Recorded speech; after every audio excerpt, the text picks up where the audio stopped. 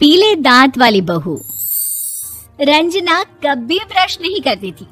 उसे कितनी बार उसके माँ बाप ने डांटा, लेकिन उसका कोई असर उस पर होता ही नहीं था, जिस कारण से उसके दांत पीले पीले हो जाते हैं।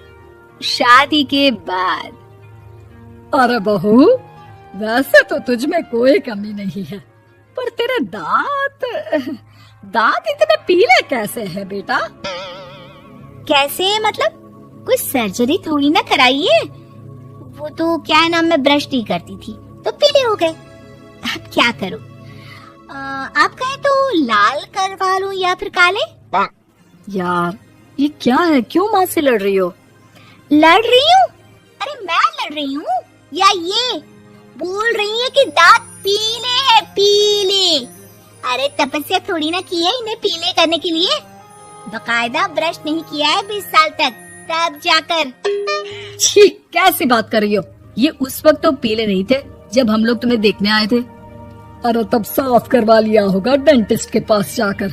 अब देखो कैसे पीले पीले लग रहे हैं। रंजना सास की तरफ गुस्से से देखती है। फिर शुरू हो गई पीले पीले पीले। अरे पीले तो तब भी थे जब मेरे हाथ का रसगुल्ला उड़ा उड़ा कर खा रही थी और बोल रही थी, लड़की नहीं गुणों का खजाना दे रहे भाई साहब। खैर, अब वो लोग करते भी तो क्या करते, पीले दांत वाली बहू पल्ले पड़ी थी तो झेलना तो था ही। एक दिन कीर्तन में रंजना गाना गा रही थी। अरे कमला बहन, माँ का द्वार है, यहाँ तो सब शुद्ध होकर आते हैं, फिर अपनी बहू को ब्रश भी नहीं करवाती तुम। दूर से पीले पीले दांत भक्ति में बाधा उत्पन्न कर रहे हैं। और कोई 2 साल के बच्चे थोड़ी ना लेकर आई हूँ मैं बहू बनाकर। अच्छी खासी लड़की है, अरे कैसे करवाऊं ब्रश? ये तो उसे खुद करना चाहिए ना। अब माँ बाप तो इसके जैसे तैसे निपटा दिए, ये नहीं सोचा कि सास कैसे संभालेगी। सास बहू को लेकर घर आ जाती है, लेकिन सोच लेती है कि अब इसे लेकर कहीं नहीं जाएगी। अगले रोज बहू कहती है, अरे क्या हो गया, मंदिर नहीं जाना क्या? कीर्तन का वक्त हो रहा है। मेरी मधुर वाणी से कान्हा जी जागते ही और सोते हैं। आप तो जानती है ना उनकी भक्ति में कितना मन लगता है मेरा। वो क्या है ना, तबीयत ठीक नहीं लग रही है मेरी, आराम करूंगी मैं। तबीयत ठीक नहीं लग रही? अभी तो मिथुन के गाने पर नाच रही थी आप, और अब बोल रही है कि तबीयत ठीक नहीं लग रही। अरे भक्ति में मन लगा लो सासू माँ, ऊपर जाना है, क्या मुंह दिखाओगी आप? हाँ? सास को बहू की बात पर गुस्सा आ जाता है। मैं क्या मुंह दिखाऊंगी, इसकी चिंता तो ना कर, समझी? अपने मुंह की चिंता कर, जो ये पीले पीले दांत लेकर हर जगह पहुंच जाती है। पता है लोग कितना मजाक बनाते हैं। ना जी ना, मैं नहीं जाना कहीं तेरे साथ। तो ये बात है।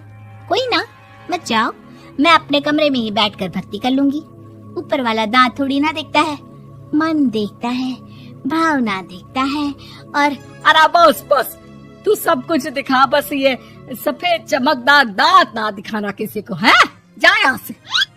बहू को सास की बात का कोई फर्क नहीं पड़ता, वो तो जैसी थी वैसी ही रह जाती है।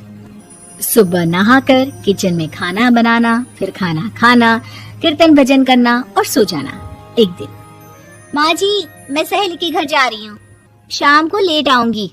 हाँ, तो जाना, मैंने कौन सा तेरी आरती करनी है घर पर बैठकर। रंजना सहेली के घर जाती है, जहाँ वो पार्टी में जाने की तैयारी कर रही होती है।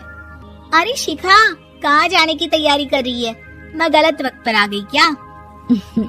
अरे नहीं यार, उल्टा सही वक्त पर आ गया। मैंने ये साड़ी और ज्वेलरी निकाली है यार, शाम को इनके ऑफिस की पार्टी में जाना है। बताना कैसा लग रहा है ये सब? नहीं यार, इस ड्रेस के साथ तो वो वाली ज्वेलरी अच्छी लगेगी। हाँ सही बोल रही है, मैंने जान ही नहीं दिया। वैसे तो हमेशा से मस्त फैशन सेंस रखती है, तो थोड़ा जाती हो बिना पति के साथ पार्टी में।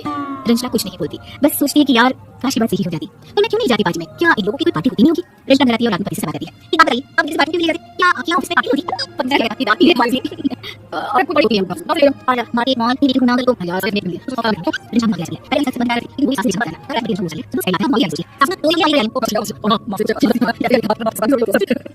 शुभा वो आगे नहीं तो बात करना, नौकरी मैं की मार्केट गया, रंजना मर गया, वो सही है। इसी बात पर हम ये नहीं चले गए। अब मार्च में तो क्या कहते हैं बहुत अच्छा। हां तो सोच के बात सास के ऊपर ऐसे कर रहे हैं, मुझे तो कितनी बड़ी स्कूटी की शिकायत, तो उसके साथ लड़की बात नहीं नहीं कॉलेज में कोई से बात करता था। पता नहीं क्यों से ये बात समझ में नहीं आती। कोई कमी नहीं है उस लड़की में, बस यही किताब की है। वो तो भला हो जीजा जी और उनकी माँ का, जो दीदी को जैसी है वैसे ही रखा हुआ है। रंजना को अपने घर वालों की बात सुनकर बहुत दुख होता है। वो सोचती है कि वो क्या करे, लेकिन फिर वो सीधा डेंटिस्ट के पास जाती है, अपने दांत चमकाती है और कसम खाती है कि वो रोज ब्रश करेगी। अरे क्या हो गया, तुम तो 2 दिनों के लिए गई थी ना। पर कोई ना, अच्छा है, चलो आ गई तुम। रंजना सास के सामने आकर खड़ी हो जाती है और पूरी स्माइल करती है, उसके चमकदार दांतों को दिखाती हुई। हैं? चले मंदिर। माँ मुझे माफ कर दीजिए, मैंने आप लोगों को बहुत एम्बेरसिंग फील करवाया। मैं आज से रोज ब्रश करूंगी।